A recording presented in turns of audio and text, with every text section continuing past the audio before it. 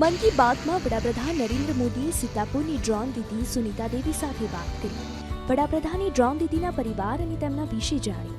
ત્યારે તેમણે કહ્યું કે તેમણે BA સુધીનો અભ્યાસ કર્યો. પરિવારમાં માતા, પતિ અને 2 બાળકો છે. ખેતી કરીને આજીવિકા મેળવે છે.